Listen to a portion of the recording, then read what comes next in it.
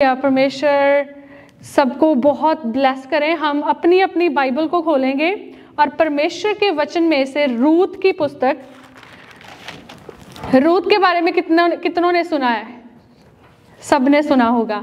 रूत की पुस्तक में से आज हम परमेश्वर की आवाज को सुनेंगे। अगर हम देखते हैं रूत की पुस्तक, इसके सिर्फ 4 अध्याय हैं। सब निकाल लीजिए जो बाइबल लेके आए हैं। इसके सिर्फ 4 अध्याय हैं, पर इन 4 चैप्टर्स में परमेश्वर का जो प्यार है और उसकी हमारी जिंदगी के लिए योजना है वो ऐसी उमड़ के बाहर आती है। जब इसको हम परमेश्वर के रूह के वसीले से पढ़ते हैं, रूत की लाइफ को देखते हैं, तो हम देखते हैं कि परमेश्वर का अनुग्रह कितना बड़ा है और वो कितना भला परमेश्वर है, और जो उसकी योजनाएं हमारे लिए हैं वो कितनी भली हैं। आज हम उस पिक्चर को देखेंगे जो परमेश्वर ने हमारे लिए रखी है। 2 पिक्चर्स होती हैं, आपने सबने देखा होगा। कपड़ा, कढ़ाई वाला कपड़ा देखा है जिस पे कढ़ाई की हुई है। अगर उस कढ़ाई वाले कपड़े को पीछे से देखेंगे ना तो वो बहुत गंदा लगता है, वो देखने को अच्छा नहीं लगता। पर जब हम उसको सीधे से देखते हैं ना वो बहुत खूबसूरत लगता है। क्यों? क्योंकि वो जो कपड़ा है वो परमेश्वर की जो प्लानिंग है हमारी जिंदगी के लिए वो भी ऐसी ही होती है। हमें कई बार हमारी जिंदगी में लगता है कि देयर इज नो होप। हमें लगता है कि आगे मुझे कुछ दिखाई नहीं दे रहा, मेरा तो सब कुछ खत्म हो गया है। अभी मेरी हेल्प करने के लिए कोई है। अभी मैंने तो परमेश्वर से भी मैं इतनी दूर हो गई हूं कि मैं उससे भी जाके क्या मांगू। इतनी गिल्ट कई बार हमारी जिंदगी में आ जाती है। पर परमेश्वर इतना भला प्रभु है कि जब भी उसके लोग उसके पास उठ के फिर से वापस जाते हैं, वो हमेशा अपनी बाहों को खोल के तैयार रहता है कि वो कब मेरे बच्चे तू मेरे पास वापस आए और मैं तुझे गले लगा लूं और वो सारी चीजें जो मैंने तेरे लिए रखी हैं तू उन चीजों को रिसीव कर सके। सो रूत की पुस्तक जब हम देखते हैं, मैं थोड़ी सी आपको इंट्रोडक्शन देती हूँ। यहाँ पे चल के आ रहा है, कुछ आयतें हम पढ़ेंगे पहले अध्याय में से। रूत की पुस्तक उसका पहला अध्याय, उसमें से हम कुछ आयतें पढ़ेंगे। लिखा है, जिन दिनों में न्यायी लोग न्याय करते थे उन दिनों में देश में अकाल पड़ा। तब यहूदा के बैतलहम का एक पुरुष अपनी स्त्री और दोनों पुत्रों को संग लेकर मोआब के देश में परदेसी होकर रहने के लिए चला गया। उस पुरुष का नाम एलीमेलेक, उसकी पत्नी का नाम नाओमी और उसके 2 बेटों का नाम महलोन और किलेयोन था। ये इप्राती थे, अर्थात यहूदा के बैतलहम के रहने वाले थे। वे मोआब के देश में आकर वहां रहे और नाओमी का पति एलीमेलेक मर गया और नाओमी और उसके दोनों पुत्र रह गए। और उन्होंने एक मोआबिन स्त्री से विवाह कर लिया। एक का नाम ओरपा और दूसरी का नाम रूत था। फिर वह वहां कोई 10 वर्ष रहे। तब महलोन और किलेयोन दोनों मर गए। तब नाओमी अपने दोनों पुत्रों और पति से रहित हो गई। हालेलुया। जब हम परमेश्वर के वचन में ये पहली कुछ आयतें पढ़ते हैं तो हमें क्या देखने को मिलता है कि यहाँ पे 2 जगहों की बात हो रही है, बैतलहम और मोआब। जब हम देखते हैं कि बैतलहम का क्या मतलब है? House of bread, house of bread. तो क्या हुआ? वचन कहता है कि न्यायी लोग तब न्याय करते थे। और जब हम पिछली 2 जो पुस्तकें हैं ना न्यायियों की, जब हम उन पुस्तकों को पढ़ते हैं तो बड़ी बार परमेश्वर का कलाम उन पुस्तकों में इस चीज का जिक्र करता है कि जब न्यायी लोग न्याय करते थे तो हर कोई अपनी मनमानी करता था। कोई परमेश्वर की आवाज सुन के उस पर नहीं चलता था। हर कोई अपने तरीके से अपनी जिंदगी में लगा हुआ था। इसीलिए यहाँ पे स्पेसिफिकली जिक्र किया हुआ है कि उस जगह पे बैतलहम में, जिसका मतलब है हाउस ऑफ ब्रेड, वहां पे अकाल पड़ गया। जिस जगह का मतलब ही हाउस ऑफ ब्रेड है वहां पे ब्रेड नहीं है। क्यों? क्योंकि परमेश्वर के कलाम में जब हम पीछे देखते हैं, लोग अपनी मनमानियां करने लगे थे। और वहां पे एक फैमिली की बात की हुई है, एक फैमिली, उसके हेड का क्या नाम है? एलीमेलेक, और उसकी वाइफ है नाओमी। वचन में लिखा है जब अकाल पड़ा तो क्या हुआ? एलीमेलेक ने सोचा कि क्यों ना हम मोआब चले जाएं, उनके पास तो खाने के लिए बहुत खाना, बहुत प्रॉस्परस जगह है, क्यों ना हम बैतलहम को छोड़कर मोआब को चले जाएं। बैतलहम वो जगह जो परमेश्वर ने उनके लिए ठहराई थी। जब हालात मुश्किल हुए तो उन्होंने सोचा क्यों ना हम उस जगह पे चले जाएं जहां पे परमेश्वर ने कहा कि ना तो तुम लोगों ने उन लोगों से कोई नाता रखना है, ना कोई रिश्ता रखना है। तो अभी एलीमेलेक ने जो डिसीजन लिया वो उसने ये सोच के लिया कि अभी परमेश्वर ने तो हमारी ओर से अपने मुख को मोड़ लिया है, तो हम ऐसा करते हैं, यहां से निकलकर वहां चले जाते हैं जहां से परमेश्वर हमें निकाल के लेके आया है। जब हम देखते हैं बैतलहम से मोआब जाने के लिए उनको वापस पीछे सफर करने की जरूरत थी, जहां से परमेश्वर मिस्र से उनको निकाल कर लेके आया, रास्ते में मोआब, वहां से परमेश्वर उनको लेके आया प्रॉमिस लैंड में। अब जब वो प्रॉमिस लैंड में रह रहे हैं, परमेश्वर की आवाज को वो सुन नहीं रहे, परमेश्वर के वचनों को वो मान नहीं रहे, अभी अकाल पड़ गया। क्यों? क्योंकि परमेश्वर ने तो उनसे वादा किया था कि जब तुम मेरे वचनों पे चलोगे मैं तुम्हें ब्लेस करूंगा, तुम्हें किसी चीज की घटी ना होगी। तो ये अकाल कैसे पड़ गया? क्योंकि वो परमेश्वर की आवाज को नहीं सुन रहे थे। तो अभी उन्होंने रिपेंट करने की जगह उन्होंने क्या सोचा? यहां से निकल जाते हैं। तो वचन में क्या लिखा है? वो जाके मोआब देश में रहने लगे। और कलाम कहता है कि जो नाओमी का पति है एलीमेलेक, वो मर गया।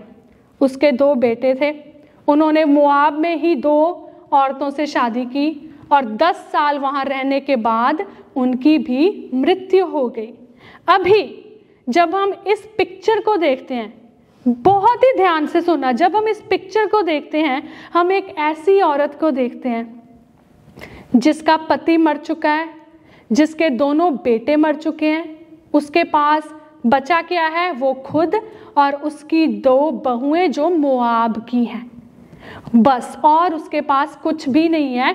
और जब हम उस समय में किसी विधवा औरत के बारे में देखते थे तो वो उनको बहुत हेल्पलेस माना जाता था। इसीलिए परमेश्वर ने हमेशा बार बार परमेश्वर ने विधवाओं के लिए परमेश्वर की जो स्पेशल कंपैशन बाइबल में दिखाया गया। क्यों? क्योंकि औरत का जो ओहदा था वो बहुत ऑलरेडी नीचे था और जो विधवा होती थी उनके पास कोई रिसोर्सेज नहीं होते थे। और कितनी बार ऐसा होता था कि जो विधवाएं थी वो प्रोस्टिट्यूशन में चली जाती थी ताकि उनका पेट वो अपना भर सके। अभी हम नाओमी को जब देखते हैं, 6वीं आयत में लिखा है, तब वह मोआब के देश में यह सुनकर कि यहोवा ने अपनी प्रजा के लोगों की सुधि लेके उन्हें भोजन वस्तु दी है, उस देश से अपनी 2 बहुओं समेत लौट जाने को चली। हालेलुया। तो अब क्या होता है? नाओमी को सुनने को मिलता है कि बैतलहम को परमेश्वर ने ब्लेस किया है, वहां पे कुछ अच्छा हो रहा है। नाओमी मोआब में बैठी है, कोई उम्मीद नहीं है जिंदगी में, आगे का कुछ नहीं दिख रहा। उम्मीद किस चीज का? वंश की उम्मीद, बच्चे दोनों मर गए हैं, कुछ भी नहीं है। खाली नाओमी बैठी हुई है मोआब में और उसको सुनने को मिलता है कि बैतलहम में परमेश्वर अपने लोगों की जिंदगी में काम कर रहा है। और बहुत ही खूबसूरत चीज नाओमी की हम यहाँ पे देखते हैं। पता क्या होता है? हम बहुत बारी जब हम परमेश्वर को जानते हैं, या फिर बहुत से लोग जो परमेश्वर को नहीं जानते, हम परमेश्वर के अद्भुत हाथ को दूसरों की जिंदगियों में देखते हैं, हम परमेश्वर के कामों को देखते हैं, पर बस हम देखते ही हैं, हम उसका हिस्सा नहीं बनना चाहते। हम दूर से देखते हैं, हम उसका हिस्सा नहीं बनना चाहते। क्यों? क्योंकि हम अपनी कंफर्ट जोन को नहीं छोड़ना चाहते। कंफर्ट जोन में चाहे कोई होप हो या ना हो, चाहे कोई फ्यूचर हो या ना हो, चाहे परमेश्वर हो या ना हो, पर हमें वो कंफर्ट जोन नहीं छोड़नी। तो पर वो हम उन बातों को, उन चीजों को देखकर खुश हो रहे हैं कि बैतलहम में परमेश्वर एक बड़ा काम कर रहा है। तो नाओमी यहाँ पे क्या करती है, परमेश्वर का कलाम कहता है, नाओमी अपनी दोनों बहुओं को लेकर वहाँ से निकल जाती है। ये नाओमी के लिए आसान नहीं था।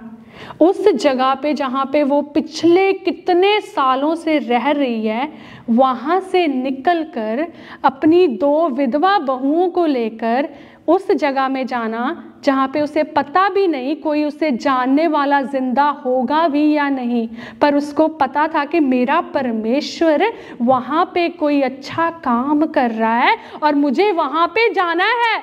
नाओमी को पता था कि जिन हालातों में वो है वो परमेश्वर की ओर से नहीं है। परमेश्वर ने उसको मोआब में नहीं बैतलहम में रखने के लिए बुलाया है। नाओमी को पता है कि वो जब परमेश्वर के घर में जाएगी, प्रभु उसका इंतजार कर रहा है। नाओमी चाहे जितनी भी निराश है, उसको पता है कि उसको यहाँ से निकलकर वहां पे जाना है, चाहे वहां पे उसको कुछ दिखाई दे रहा है या नहीं, पर उसका परमेश्वर वहां पे उसका इंतजार कर रहा है। हालेलुया। बहुत बार हमें अपनी जिंदगी में अपने हालातों को देखकर छोड़कर उनको परमेश्वर के हवाले करके परमेश्वर की ओर देखने की जरूरत होती है। उसने क्या किया, वो मोआब को पीछे छोड़ के अपनी दोनों बहुओं के साथ, वचन में लिखा है, वो बैतलहम के लिए निकल गई। उसके बाद क्या होता है, अतः 7वीं आयत में लिखा है, अतः वह अपनी दोनों बहुओं समेत उस स्थान से जहां रहती थी निकली और उन्होंने यहूदा देश को लौट जाने का मार्ग लिया। तब नाओमी ने अपनी दोनों बहुओं से कहा, तुम अपने अपने मायके लौट जाओ और जैसे तुमने उनसे जो मर गए हैं और मुझसे प्रीत की है, वैसे ही यहोवा तुम्हारे ऊपर भी कृपा करे। हालेलुया। तो अभी निकल गए हैं तीनों जने, तो नाओमी के दिल में आता है कि इनको मैं यहाँ से लेकर तो चली जाऊंगी, पर इनसे शादी कोई नहीं करेगा। क्यों? क्योंकि जो इजराइली थे उनको साफ मना किया गया था कि मोआब के लोगों से तुम लोगों ने कोई रिश्ता नहीं बनाना। तो नाओमी उनसे बहुत प्यार करती थी। नाओमी उन्हें कहती है कि तुम दोनों यहीं पे रुक जाओ, अपने पिता के घर जाओ, वो तुम्हारे लिए अच्छे लड़के ढूंढेंगे, तुम्हारी शादी कर देंगे, तुम्हारा अच्छा फ्यूचर होगा, तुम यहीं पे रुक जाओ, मैं जाऊंगी। तो उसके बाद 3 लोग निकले थे, नाओमी, रूत और ऑर्पा।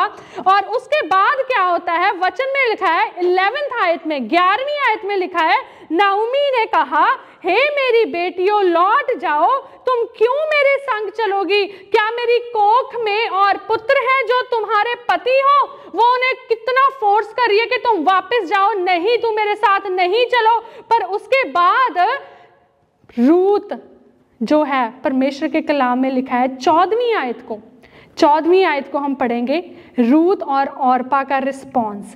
जब नाओमी बार बार उनको वापस जाने के लिए बोलती है, तब क्या होता है, तब वे फिर से उठी और ऑर्पा ने तो अपनी सास को चूमा, परंतु रूत उससे अलग नहीं हुई। हालेलुया। एक बात मैं आपको बताना चाहती हूँ, ऑर्पा और रूत दोनों नाओमी को बहुत प्यार करती थी। दोनों ने नाओमी के साथ कितने साल बिताए थे, दोनों ने दुख देखे हैं साथ में और सुख भी देखे हैं। अभी जब नाओमी उस मोआब को छोड़कर परमेश्वर के घर बैतलहम को जा रही है, तो दोनों उसके साथ थी। जब नाओमी कहती है कि अपने घर वापस जाओ, वचन में लिखा है, ऑर्पा ने उसको चूमा और पर रूत उससे अलग ना हुई। Hallelujah. There is a difference. जब हम कहते हैं ना कि we love someone, there is a difference in kissing them and being with them. There is a difference in kissing them and being clung to them. Naomi उसके साथ जुड़ी रही, ऑर्पा उसको चूम के वापस चली गई। परमेश्वर ने कहा, परमेश्वर के कलाम में क्या लिखा है, परमेश्वर ने जगत से ऐसा प्यार किया कि जो अपने एक लौते पुत्र को कुर्बान कर दिया, कि जो कोई उस पर विश्वास करे वो नाश ना हो बल्कि अनंत जीवन पाए। जब परमेश्वर ने हमसे प्यार किया, क्या क्या सिर्फ परमेश्वर ने सिर्फ प्यार किया, परमेश्वर ने उस प्यार को अपने एक्शन में दिखाया। और वो एक्शन क्या था? एक्शन था कि उसने अपने इकलौते पुत्र को हमारे लिए कुर्बान कर दिया ताकि हम नाश ना हो। ऑर्पा भी नाओमी से प्यार करती थी और रूथ भी। ऑर्पा नाओमी को प्यार से उसको चूम के वापस अपने देवताओं के पास, अपने माता पिता के पास चली गई। और इसके बाद हम ऑर्पा का जिक्र बाइबल में कहीं नहीं देखते। नाओमी के साथ रूथ जुड़ी रही और रूथ ने नाओमी को क्या कहा? 16वीं आयत में देखते हैं। रूथ बोली, तू मुझसे यह विनती ना कर कि मुझे त्याग या छोड़कर लौट जा, क्योंकि जिधर तू जाए उधर मैं भी जाऊंगी, जहां तू टिके वहां मैं भी टिकूंगी।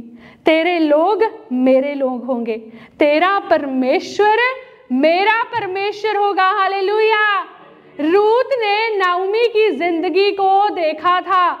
इतने सालों में रूथ, चाहे नाओमी जितनी बार भी रोई, पर वो रोई अपने परमेश्वर के पास है।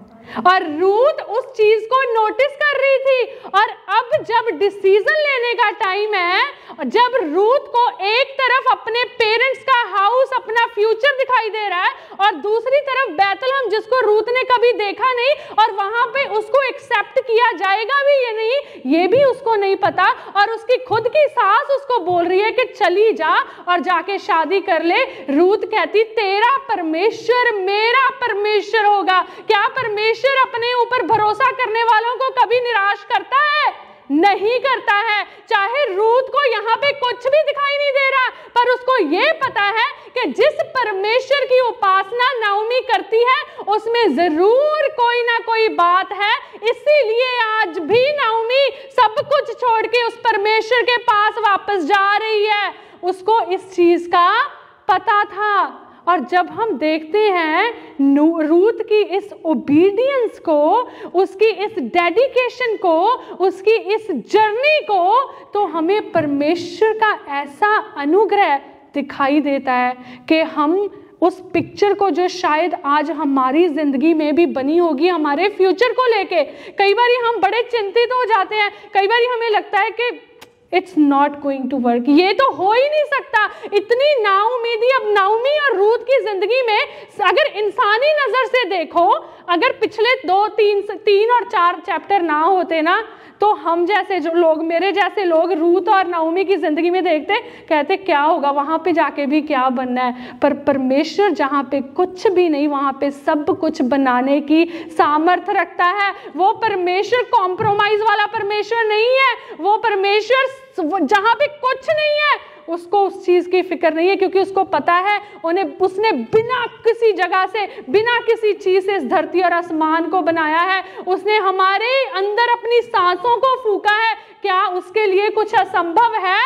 उसके लिए कुछ असंभव नहीं है। जब हम परमेश्वर के नाम में खड़े होते हैं, जब हम परमेश्वर के नाम में कोई डिसीजन लेते हैं, मैं आपको बताना चाहती हूँ तब जिंदगियां बदलती हैं। कई बार हमारी फैमिलीज जो आज परमेश्वर को नहीं जानती, हम उनके बारे में इतने चिंतित होते हैं और हम ना अपनी लाइफ में कई बार ये गलती कर देते हैं, हम उनके साथ बहुत कॉम्प्रोमाइज कर लेते हैं कि कोई बात नहीं, इट्स ओके। अगर वो मुझे कह रहे हैं चल मेरे साथ यहाँ पे चल, मैं चलती हूँ, कल को बदल जाएंगे, वो समझेंगे।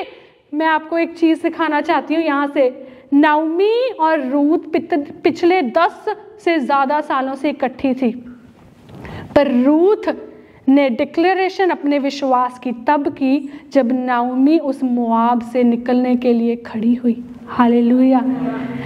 10 साल बाद जब नाओमी ने डिसाइड किया कि वो आज मोआब को छोड़कर बैतलहम जाएगी, तब रूथ ने कहा तेरा परमेश्वर मेरा परमेश्वर होगा।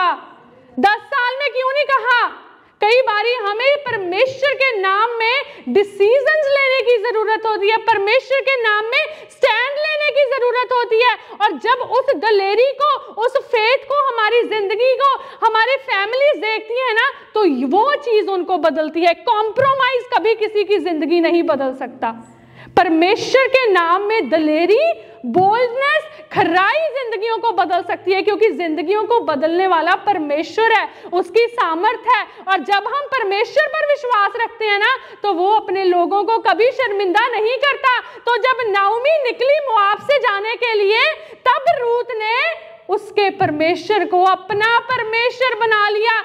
अभी उसने कदम भी नहीं निकाला था मोआब से, एक जिंदगी उसके साथ जुड़ गई, उसके परमेश्वर के साथ जुड़ गई। और ये जिंदगी यहाँ पे खत्म नहीं होती। जब हम रूत को देखते, यीशु मसीह की वंशावली में है वो। हालेलुया। वो रूत, वो नाओमी जिनके पास, जिनके वंश का कोई ठिकाना नहीं था, उनके पति मर गए थे, उनका पिता मर गया था, वो तो सोच रही होंगी हमारा तो वंश खत्म हो गया है।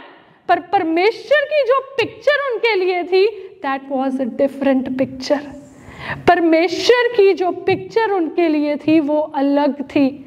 नाओमी की पिक्चर, नाओमी जब वहां पे पहुंचती है ना, तो वचन में लिखा है दूसरे अध्याय में जब हम देखते हैं तो वहां की औरतें कहती हैं, अरे ये नाओमी है। नाओमी कहती है, मुझे नाओमी मत बोलो, मुझे मारा बोलो, क्योंकि मैं भर के गई थी, मैं खाली होके आई हूं। वो उसकी नजरों में वो खाली थी, पर परमेश्वर अपने लोगों को खाली नहीं छोड़ता। जब हम अपनी जिंदगी में मोआब को छोड़कर बैतलहम में जाते हैं ना, तो हम कभी खाली नहीं हो सकते। वो परमेश्वर हमें सब कुछ लौटाने की सामर्थ्य रखता है। आगे देखते हैं परमेश्वर के वचन में, अभी दूसरे अध्याय में। अभी यहाँ पे क्या हो रहा है, जब वो पहुंच जाते हैं बैतलहम में, अभी खाने पीने का भी देखना है, घर का भी देखना है। नाओमी, रूत ने जिम्मेवारी तो ले ली है कि तू जहां पे जाएगी मैं तेरे साथ जाऊंगी, हमें बस मौत ही अलग कर सकती है। अब नाओमी का पेट भी भरना है रूत ने।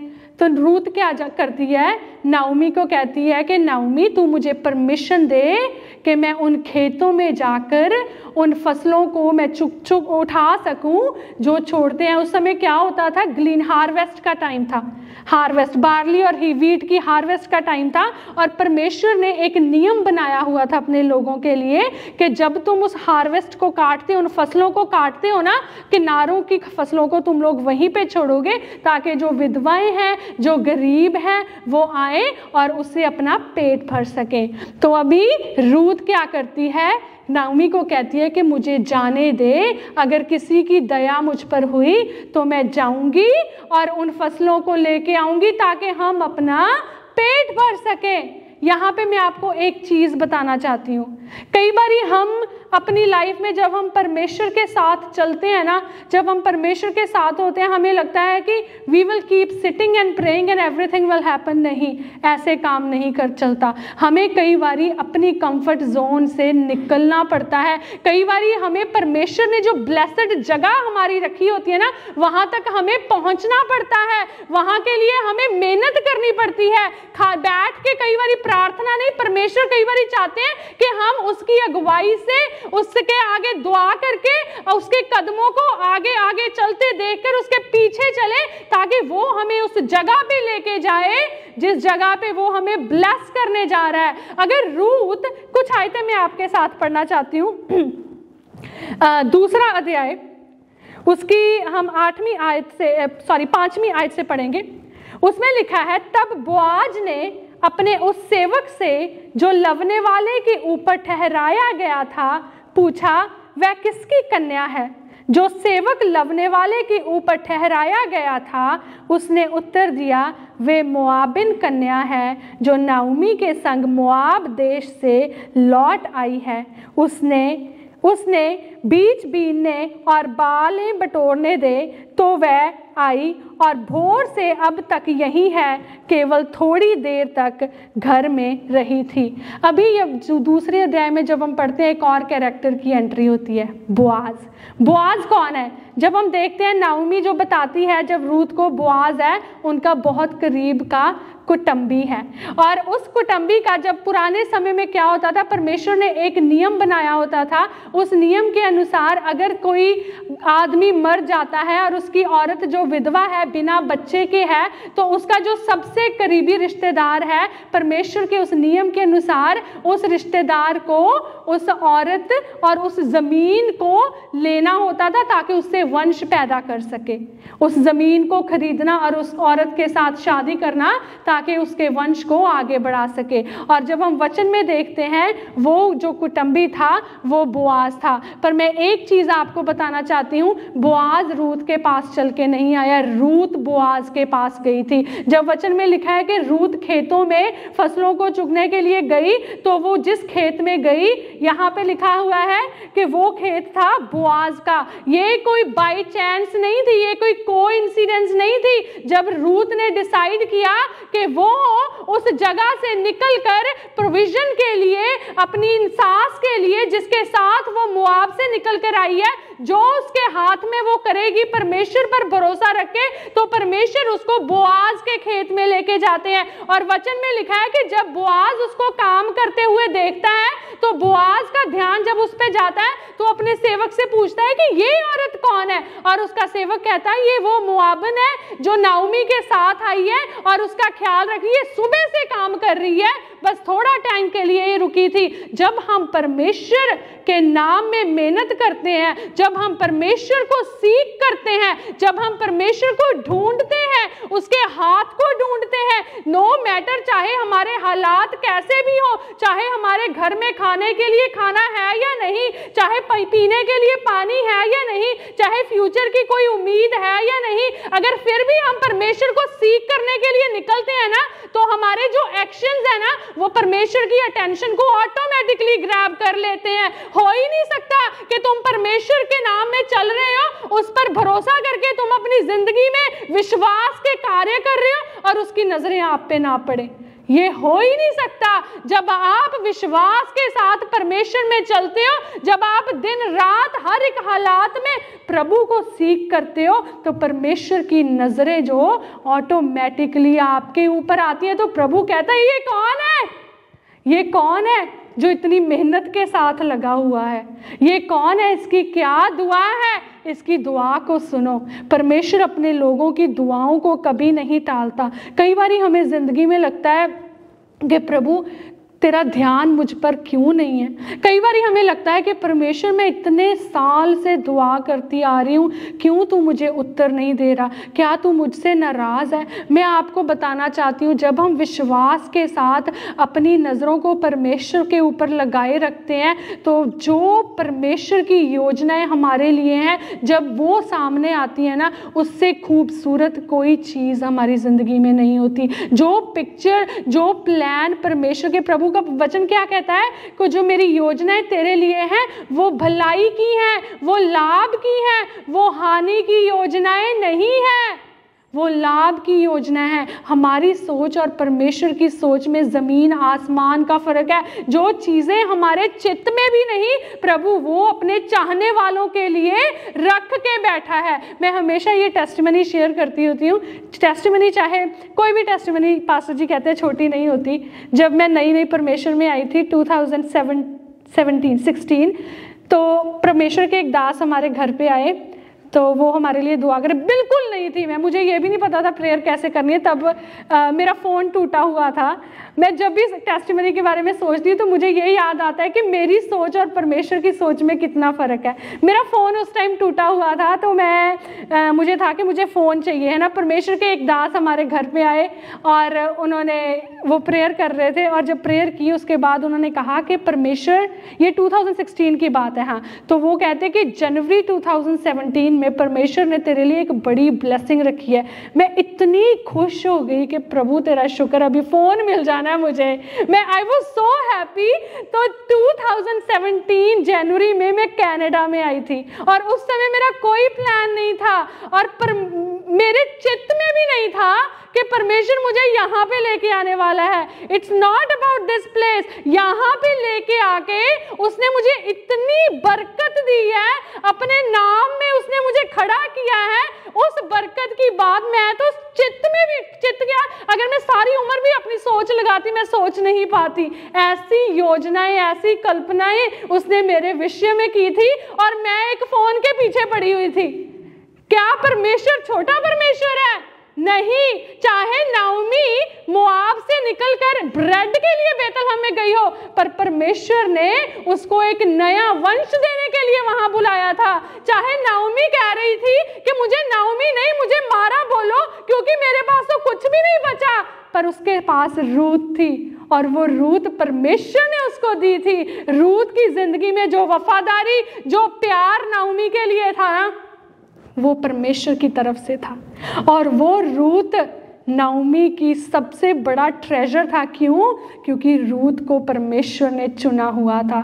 नाओमी मोआब से खाली नहीं आई थी, नाओमी मोआब से रूत के साथ आई थी, और रूत की जिंदगी में परमेश्वर की एक योजना थी। तीसरे अध्याय में जब हम देखते हैं तो क्या होता है, नाओमी रूत को कहती है कि तूने अभी क्या करना है, क्योंकि वो हमारा किन रिडीमर है, ये वर्ड यूज़ करते हैं, यीशु मसीह भी हमारा रिडीमर है, वो मैं आपको बाद में, हम वहाँ पे जाएंगे। तो नाओमी कहती है रूत को, तूने अभी क्या करना है कि तूने जाना है खेत में, और वो आयतें पढ़ेंगे तीसरे अध्याय की तीसरी आयत को पढ़ेंगे। वचन में लिखा है, तू स्नान कर, तेल लगा और अच्छे वस्त्र पहनकर खलिहान को जा, परंतु जब तक वह पुरुष खा पी ना चुके तब तक अपने को उस पर प्रकट ना करना, और जब वह लेट जाए तब तू उसके लेटने के स्थान को देख लेना, फिर भीतर जाकर उसके पांव उघाड़ के लेट जाना, तब वही तुझे बताएगा कि तुझे क्या करना चाहिए। अभी नाओमी रूत को एक प्लान बताती है। वो कहती कि तुझे जाना है बोआज के पास। ऐसे नहीं जाना तुझे, नहा कर। जब हम देखते हैं ना इस पुस्तक में, जब हम बोआज का फेवर, बोआज की ग्रेस रूत के ऊपर देखते हैं ना, तो वो हमें यीशु मसीह की ग्रेस जो हमारी जिंदगियों में है ना, उसको रिप्रेजेंट करती है। जब हम देखते हैं रूत बोआज के खेत में जाती है, एक तो रूत का राइट है कि जो साइड पे सारी कॉर्नर्स में बची हुई है वो उठा सकती है। बोआज अपने जो वहां पे काम करे उनको कहता है कि तुम लोगों ने जानबूझकर फसलों को गिराना है ताकि वो इकट्ठा कर सके। वो ग्रेस थी। जब रूत बोआज के खेत में गई तो बोआज ने उसके लिए ग्रेस दिखाई, उसके लिए फेवर दिखाई, पर अभी वो उतना काफी नहीं था। अभी उसका रिडीम होना, उसको रिडीम करना बाकी था। तो नाओमी उसको कहती कि तू नहा के, तेल लगा के अपने वस्त्रों को बदल कर जा और उसके चरणों में जाके लेट जा, और वो तुझे बताएगा कि क्या करना है। हालेलुया। जब हम परमेश्वर में हैं, कई बारी हमें भी अपने आप को यीशु मसीह के लहू में धोकर, पवित्र आत्मा का मसा लेकर, अपने पुराने वस्त्रों को उतारकर नए वस्त्र डालकर परमेश्वर के चरणों में जाकर लेटने की जरूरत होती है। कई बारी हमें, जब मोआब से आई होगी रूत, उसने विधवा वाले कपड़े डाले होंगे, तो नाओमी कहती है उस विधवा के वस्त्रों को उतार और नए कपड़े डाल ले। जब हम परमेश्वर के चरणों में जाते हैं, जब हम परमेश्वर के पास आते हैं, तो परमेश्वर हमारे पास्ट को बदल देता है, वो हमारे पास्ट को मिटा देता है। प्रभु कहता है ना कि वो हमारे गुनाहों को इतनी दूर कर देता है जैसे पूरब से पश्चिम हो। परमेश्वर हमें नए वस्त्र, नई जिंदगी, हमें अपनी पवित्र आत्मा से मसा करके जब हम उसके चरणों में बैठते हैं, तो वचन में लिखा है जब रूत जाकर उसके चरणों में लेटी तो बोआज जब उठता है तो वो उसको अपने कपड़े से ढक देता है। वैसे ही जब हम यीशु मसीह के पास अपनी उम्मीद को लेके जाते हैं, यीशु मसीह के पास अपनी दुआओं को लेके जाते हैं, अपनी जिंदगी को विश्वास के साथ परमेश्वर के सामने रख के, सरेंडर करके, उसकी पवित्र आत्मा से भर के जब हम परमेश्वर के चरणों में जाते हैं, तो परमेश्वर भी हमें अपने पंखों की आड़ में वैसे ही ले लेता है जैसे बोआज ने उसको कहा, बेटी तू फिक्र ना कर। कई बारी हमें जरूरत होती है कि हम प्रभु के चरणों में जाके बैठ जाएं। कई बारी हमें, चाहे वो चीज हमें कंफर्टेबल लगे या ना लगे, हो सकता है कि रूत के दिल में बहुत डर हो कि अगर किसी ने मुझे देख लिया वो मुझे मार देंगे। अगर बोआज को गुस्सा आया, वो सोचेगा तू ये कर क्या रही है, तो वो मुझे मेरा नुकसान कर सकता है। लोग तो मुझे पहले ही पसंद नहीं करते, मैं तो मोआब की हूँ। वो पहले ही मुझे देखकर, नाओमी अलग अलग तरह की बातें करते हैं, वो मुझे देखकर छिप जाते हैं, मुझसे दूर हो जाते हैं, और तू कहती है जा उसके चरणों में जाके बैठ जा। अगर उसने मुझे रिजेक्ट कर दिया तो मैं क्या करूंगी? जब हम, ये मैटर नहीं करता कि हम कैसे बैकग्राउंड से आए हैं, ये मैटर नहीं करता कि हम कितने पाप से आए हैं, ये मैटर नहीं करता कि हमारा पास्ट कितना गंदा रहा है। जब हम रिपेंट करके परमेश्वर के चरणों में जाते हैं, वो हमें कभी रिजेक्ट नहीं करता। परमेश्वर अपने लोगों को, चाहे वो यहूदी है, चाहे वो यूनानी है, चाहे वो मोआब का है, चाहे वो इज़राइल का है, जब कोई परमेश्वर के चरणों में जाता है, परमेश्वर उसको अपनी पंखों की आड़ में ले लेता है और उसके हर एक बोझ को अपने ऊपर ले लेता है। तब हमारी यहाँ जिंदगियां बदलती हैं। और तो बोआज उसको कहता है कि तू फिक्र ना कर, मैं करूँगा। तो उसके बाद हम देखते हैं, चौथे अध्याय में जाएंगे, उसकी कुछ आयतें पढ़ेंगे। सॉरी, पहले तीसरे अध्याय की 13 आयत पढ़ेंगे। 13 आयत में लिखा है, अतः रात भर ठहरी रह और सवेरे यदि वह तेरे छुड़ाने वाले का काम करना चाहे तो अच्छा, वही ऐसा करे, परंतु यदि वह तेरे लिए छुड़ाने वाले का काम करना ना चाहे तो यहोवा के जीवन की शपथ, मैं ही वह काम करूँगा, भोर तक लेटी रह।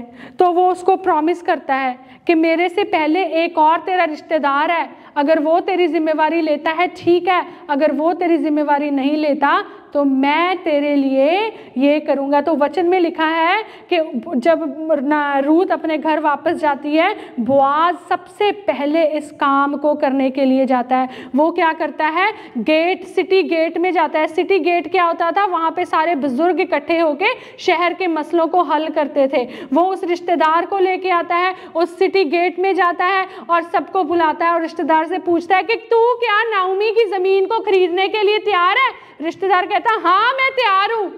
कहता तुझे पता है नाओमी के साथ रूत भी है, तुझे उसके साथ भी शादी करनी पड़ेगी और जो जमीन तू खरीदेगा वो उसके वंश के पास जाएगी। वो कहता नहीं, वो अपना जूता उतारता है, उसको देता है कि ये मैं नहीं कर सकता, तू कर ले, ये मैं नहीं कर सकता, तू कर ले।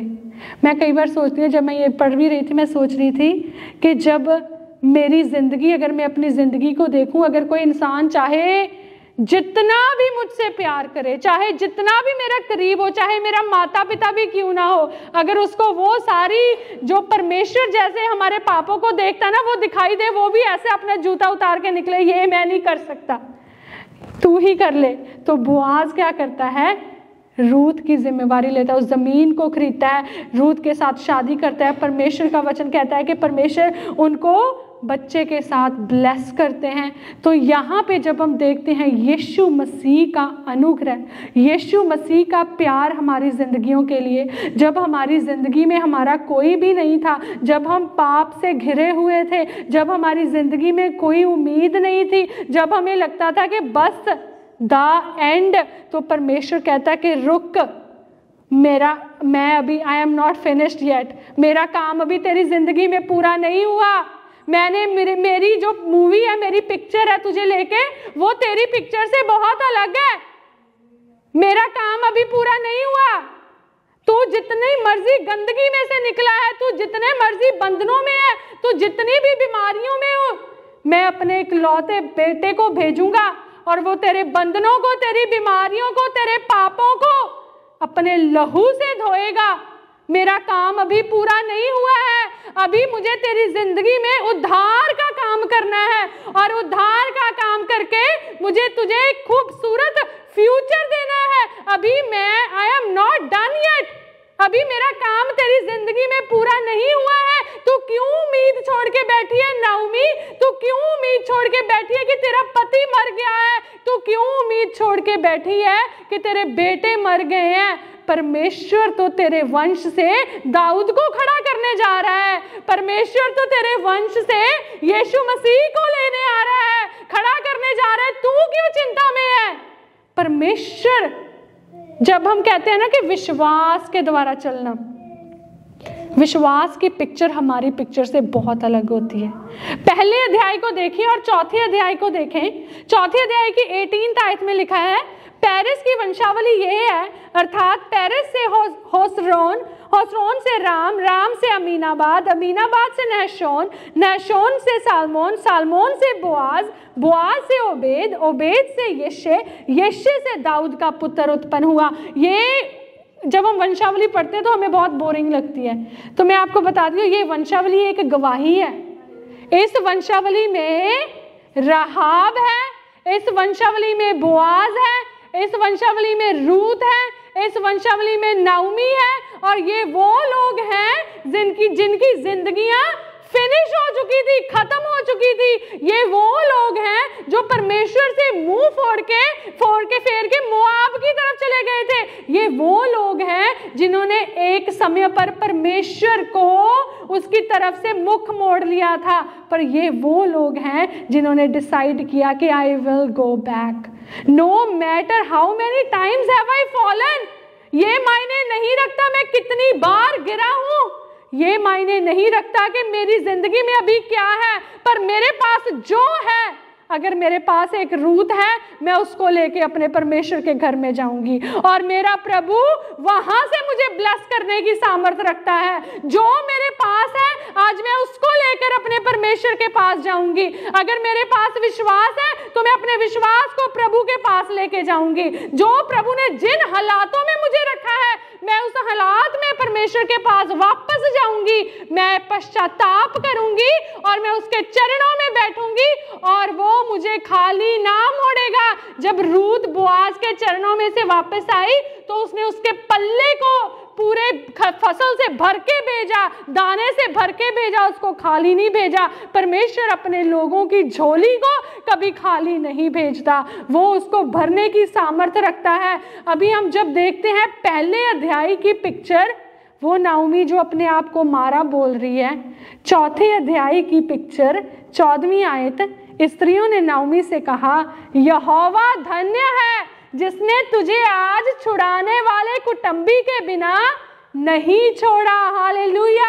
वो औरतें जो कह रही थी तू नाओमी है, नाओमी कहती मैं नाओमी नहीं, मैं मारा हूं, वो आज उसको बोल रही है कि तेरा प्रभु धन्य है, उसने तुझे छुड़ाने वाले कुटुंबी के बिना नहीं छोड़ा। उसके बाद क्या कहती हैं, इज़राइल में इसका बड़ा नाम हो और यह तेरे जी में जी ले आने वाला और तेरे बुढ़ापे में पालने वाला हो, क्योंकि तेरी बहू जो तुझसे प्रेम रखती है 7 बेटों से भी तेरे लिए श्रेष्ठ है और उसी का यह बेटा है। फिर नाओमी उस बच्चे को अपनी गोद में रखकर उसकी धाए का काम करने लगी। हालेलुया। जब नाओमी मोआब से निकली होगी, क्या उसने सोचा होगा कि उसकी कोख में वो अपने हाथों में एक बच्चे को लेकर आने वाले समय में, क्या नाओमी में, जस्ट इमेजिन परमेश्वर ने क्या सोचा था।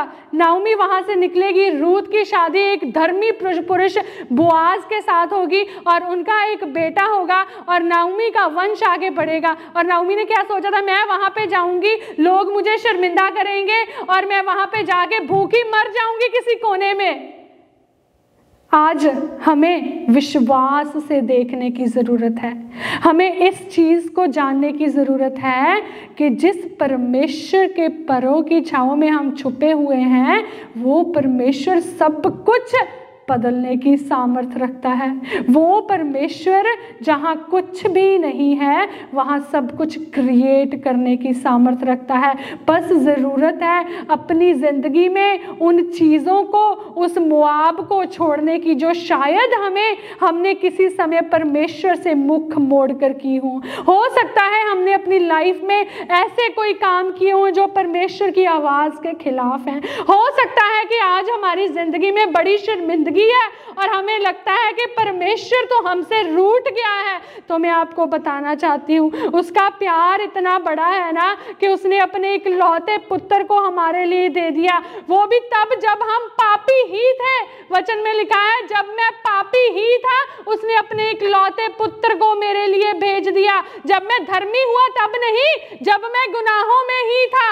और आज भी अगर मैं गुनाहों में हूँ तो आज आज भी जब मैं रिपेंट करके परमेश्वर के पास अपनी दुआओं को लेके जाता हूँ, अपनी निराशाओं को लेके जाता हूँ, अपने खाली फ्यूचर को लेके जाता हूँ, उसको ब्यूटीफुल पेंटिंग में चेंज करने की सामर्थ्य रखता है।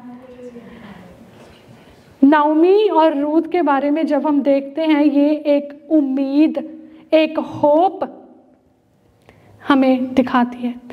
आज जब हम परमेश्वर के इस वचन को यहाँ से लेके जाएं, तो मैं ये दुआ करती हूँ कि अगर हमारी लाइफ में कोई ऐसा एरिया है जहाँ हमें लगता है कि there is no solution to this, इसका तो कोई सॉल्यूशन है नहीं, तो उस चीज़ को परमेश्वर के चरणों में लेके जाएं और परमेश्वर उसको इतनी खूबसूरत चीज़ में बदलने की सामर्थ्य रखता है कि पीढ़ियां तक हम उनको याद करेंगे। परमेश्वर जब अपने लोगों की ज़िंदगी में काम करता है तो वो एक पीढ़ी नहीं, वो पीढ़ियों से पीढ़ी तक जाता है, और वो जो नाम वो कभी नहीं मिटते, क्योंकि प्रभु ने हमारा नाम जीवन की पुस्तक में लिखा है। और जब हम परमेश्वर के हजूर जाते हैं, विश्वास करते हैं, तो प्रभु अपने विश्वास करने वालों को कभी शर्मिंदा नहीं करता। हमें बस ज़रूरत है कि हम बैठ के उसकी भलाइयों को देखते ना रहें, हम भी उठकर जाएंगे, प्रभु मुझे भी इस भलाई का हिस्सा बनना है। मुझे फर्क नहीं पड़ता अगर मैं बैतलहम में जाऊंगी तो लोग मुझे क्या कहेंगे प्रभु, मुझे फर्क नहीं पड़ता कि मुझे कितने ताने सुनने पड़ेंगे प्रभु, मैं तो वहां पे तेरे लिए आ रही हूँ। किसी इंसान ने मेरी जिंदगी को नहीं बदलना, मेरी उम्मीद तू है। अगर मैं मोआब को छोड़ के आई हूँ पिता, वो तेरे लिए आई हूँ। अगर मैं तेरे चरणों में हूँ मेरे पिता, तो कोई मेरा कुछ नहीं बिगाड़ सकता। जो लोग आज मुझे ताने मार रहे हैं, वो मुझे कल को कहेंगे तू धन्य है नाओमी, तू धन्य है। परमेश्वर पर भरोसा रखे, परमेश्वर सब कुछ बदलने की सामर्थ्य रखता है। पर हमें दलेरी के साथ जब हम उसके नाम में खड़े होते हैं और स्टैंड लेते हैं, तब हम उसके बड़े काम को देखते हैं। और अगर आज हमारी जिंदगी में हमें लग रहा है कि सब कुछ उथल पुथल है, I am telling you this is not the picture God has for you. God has a different picture for you. और जो परमेश्वर की पिक्चर आपके लिए है ना, वो बहुत खूबसूरत पिक्चर है। जो परमेश्वर ने आपके लिए फ्यूचर रखा हुआ है ना, वो आपकी सोचों के द्वारा जो आज फ्यूचर है वो फ्यूचर नहीं है, वो फ्यूचर अलग फ्यूचर है और परमेश्वर के द्वारा डिजाइन किया हुआ फ्यूचर है। जब हम अपने फ्यूचर को उसके हाथों में देते हैं तो उसको वो खूबसूरत बना देता है। पर जरूरत है कि उसके हाथों में दे दो, मोआब में ना बैठे रहो, वहां से निकलो और बैतलहम में आ जाओ। प्रभु आपके फ्यूचर को बदलने की सामर्थ्य रखता है।